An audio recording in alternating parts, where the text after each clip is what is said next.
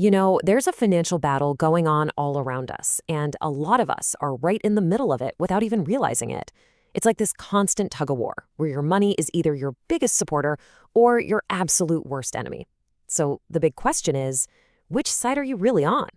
Let's figure that out. And really, it all boils down to this one question. Think of compounding as this incredible financial superpower. The thing is, it can be used for good, or it can be used for, well, not so good. So we've got to ask ourselves, honestly, where do we stand in this equation? This quote just hits the nail on the head. Compounding itself doesn't have an opinion. It's totally neutral. It'll happily build your wealth up, or it will just as happily dig you into a deeper and deeper hole of debt. The crazy part? The choice is totally up to us.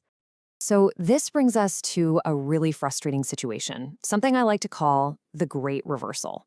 You know that feeling? You're doing all the right things, you're saving, you're investing, but somehow when you look at the big picture, your net worth is actually going down. How on earth is that possible? I mean, just look at these numbers for a second. It's almost unbelievable.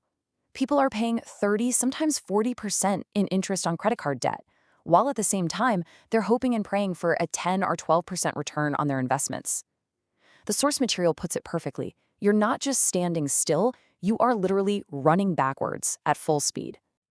This chart really tells the whole story, doesn't it? You see that little bar for your investment growth? It's completely dwarfed by that massive, angry red bar of debt.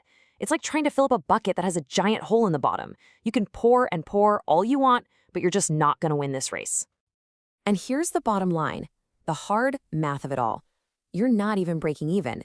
A 12% gain minus a 36% loss, well, that's a 24% net loss. That means every single year, you could be falling further and further behind, even when it feels like you're doing the right thing by investing. It's a brutal reality. Okay, so if the idea of running in reverse isn't scary enough, let's try another mental picture. A wealth sinkhole. You're working hard, pouring your money in, but instead of piling up, it just feels like it's disappearing into nothing. Let's make this really concrete with some numbers. Say you earn 12,000 rupees on an investment. That feels pretty good, right? But at the same time, you're paying 36,000 rupees in interest on your debt. Do the math. That's a net loss of 24,000 rupees. You're not treading water here, you're actively sinking. So why do so many of us fall into this trap? Well, it turns out there's a huge behavioral blind spot here. We're naturally drawn to the exciting stuff, right? We love checking our investment returns, watching the market, seeing that SIP grow. But we tend to completely ignore the quiet, destructive force in the room, the insane cost of our debt.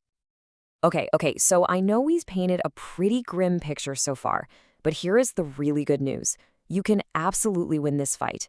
It's not about working harder, it's about thinking smarter. You have to start thinking like a general in a war, playing both offense and defense with your money. So this is your new game plan. It's simple, but it's powerful. On one side, you go on offense. You do everything you can to accelerate that good compounding in your investments. But at the exact same time, you have to play defense and be absolutely merciless about cutting off the bad compounding that's dragging you down. You have to fight both battles at once.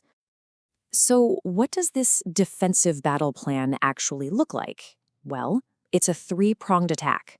First, you build your fortress. That's your emergency fund. It's your shield. Second, you identify the biggest threat on the battlefield and take it out first. That's your high-interest debt.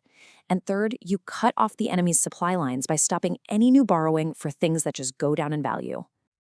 And here's why that defense is so incredibly important.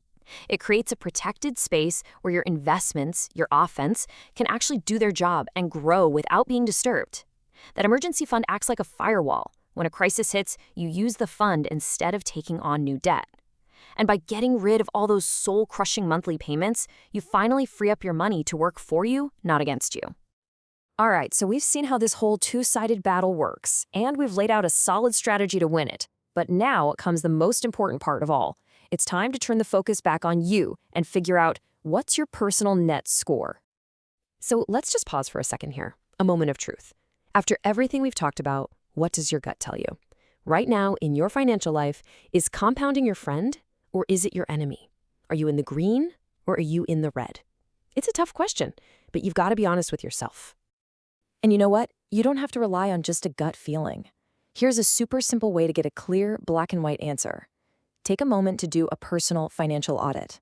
On one side, list out every single debt you have and its interest rate.